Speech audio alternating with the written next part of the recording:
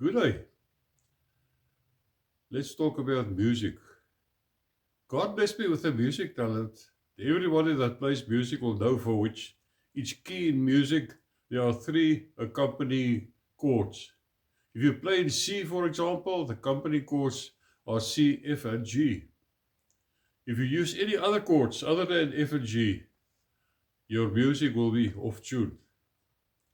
A few nights ago, a question came to my mind for the first time in, I almost say all my life. Who invented this module, this with the chords and whatever? I couldn't think of anyone, so I decided to ask artificial intelligence. And do you know what they said? In just a shorter reply, they said, nature did it. In other words, the Almighty God of heaven and earth created music and gave us this wonderful, beautiful music module. It was not Beethoven, it was not Mozart, or even Einstein.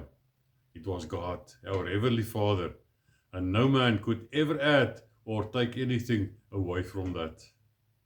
Music came from the foundation of the world, and it will last through all eternity.